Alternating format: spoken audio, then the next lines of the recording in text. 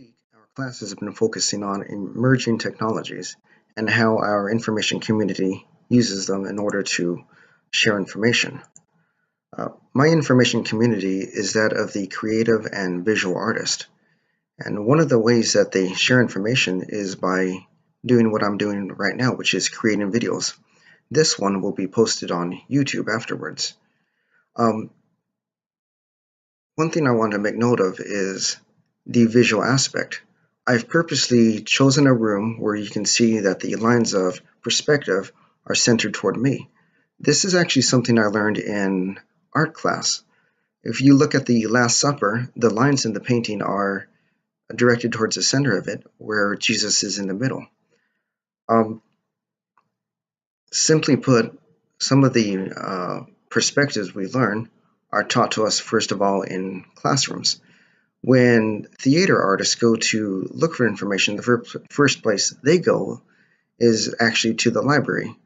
The printed word is still a very popular source for them, as are special collections, where they can look at photos for inspiration and whatnot. Now, research is mainly for production, but when it comes to the actual performance, that is where rehearsal becomes far more important because a performance is never done the same way twice. It's always being reevaluated and it's evolving. Inspiration is also an emotional stimulation. And so, one way they teach such things is they play music in order to create moods or atmospheres for the performers, or that they will find another way to seek information by simply the use of lighting. Now, videos are important for theater artists. They can see visually how other performers have done it in the past, or they can be inspired to try and create something different. If I was to go to YouTube, I could easily type in theater performances and find a list of videos teaching various subjects. For instance, there is drama for kids, teaching emotions. I found a video of stage movements at USC. There's even a TED Talk talking about the education through drama and theater. Now, one thing that's also of importance to note is the teaching with limitation. For instance, mime. Mime is telling a story without dialogue or even sound. So by limiting yourself, you actually have to find a new way of sharing information.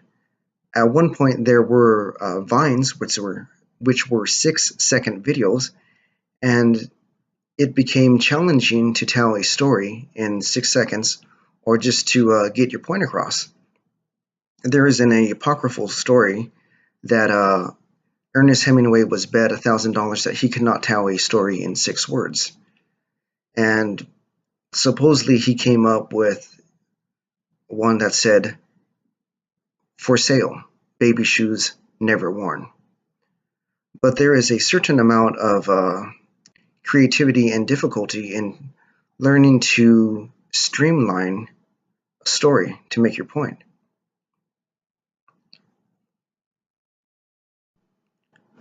For theater artists, like musicians, they must collaborate, they must perform together in order to share information. They rely on others. One thing I've noticed is on YouTube videos or even stories I've read, performances and rehearsals, more importantly, are taped. And that the reason for that is because of accidental discoveries. Something may come across like an odd note or something they believe to be a mistake, yet it's become more effective because of it's become more effective information because what was shared was actually better than what was originally planned. So video like I'm doing now has always been used in theater, but the formats have changed, which was once done on film was then done on videotape, and tape has led to digital, and of course digital has led to different uses of social media like YouTube or Vine, as I mentioned, Snap, which can take videos only for a certain amount of time. Facebook also does streaming videos like Facebook Live.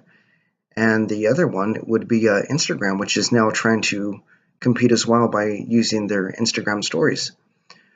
But all these formats are doing the same thing. They are trying to share information with people in a broader sense than what was originally intended. Thank you.